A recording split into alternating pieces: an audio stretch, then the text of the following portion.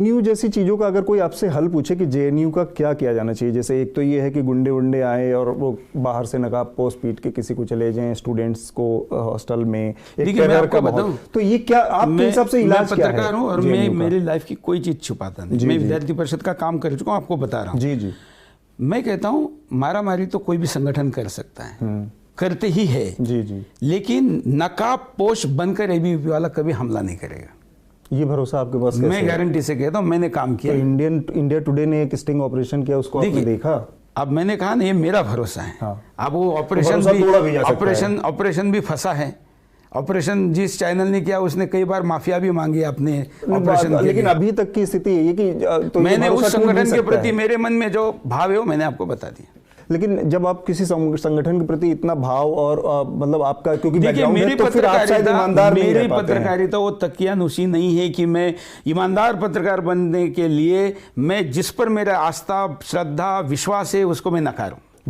तो अगर यही तो समस्या है कि अगर आप आस्था श्रद्धा के साथ किसी पर भरोसा करेंगे तो हो सकता है वो भरोसा टूट भी जाए, क्योंकि अगर ऐसा होता है तो मैं उसके खिलाफ बोलूंगा। तो आप देखिए, अब मैंने अभी तक तो देखा नहीं कि आपने एबीवीपी के खिलाफ बोला, जबकि ये साफ ऐसा कुछ हुआ ही नहीं ना। अरे इतने सारे मैं छोटी सी स्टोरी तो हम न्यूज़ लॉन्ड्री की आप पढ़िए कि जिस ग्रुप में यूनिटी अगेंस्ट लेफ्ट का तहत बनाया गया, उसमें हमने पाया कि 11 बच्चे एबीवीपी से जुड़े हैं जो उसमें एक्टिव हैं और जो उसके एडमिन थे। मुझे लगता है ये एबीवीपी उस मुद्दे पर जब पूरा इन्वेस्टिगेशन हो जाए, हाँ, हम उसके बाद भी बात करेंगे। मैं तो आपको दूसरी बार इंटरव्यू दे रहा हूँ। ठीक बात। तो जैसे आपने इस मामले में कहा कि जब इन्वेस्टिगेशन हो जाए तभी हमें एबीवीपी करना चाहिए, इसी तरह से मेरी आपको सलाह है कि जब इन्वेस्टिगेशन कंप्लीट हो जाए तभी आपको कन्हैया या खालिद को देशद्रोही या ऐसा कहना चाहिए। ये ठीक नहीं है।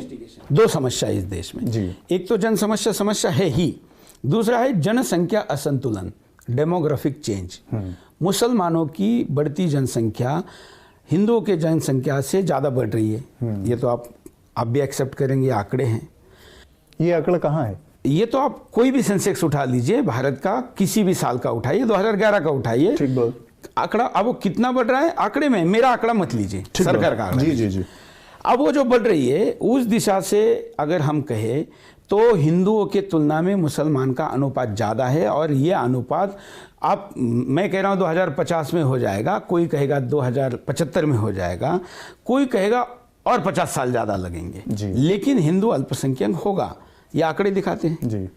तो क्या जिस देश में इस्लाम के नाम पर आपने पाकिस्तान दे दिया, दोबारा पाकिस्तान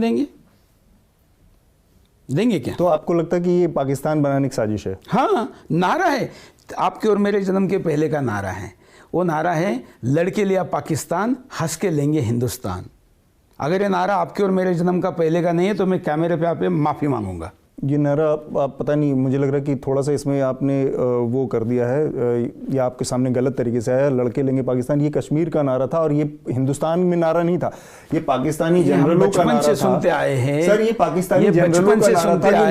मस्जिदों में अभी भी ये भाषणों में दिया जाता है। तो मैं भी अपनी बात कहता हूँ, हाँ। लड़के लिया था पाकिस्तान, हंस के लेंगे कश्मीर, ये पाकिस्तानियों का नारा था, ये हिंदुस्तानी मुसलमानों का नारा नहीं है। आपका फोन लगाइए, आपके दादा को फोन लगाइए, उनको पूछे कि यह नारा उन्होंने सुना कि नहीं। अगर उन्होंने नहीं सुना, मैं माफ़ी मांगूंगा कैमरे। तो बड़ा दुर्भाग्य है कि मेरे दादाजी अभी इस दुनिया में है नहीं, तो इसलिए मैं उनसे ये बात कंफर्म नहीं कर सकता।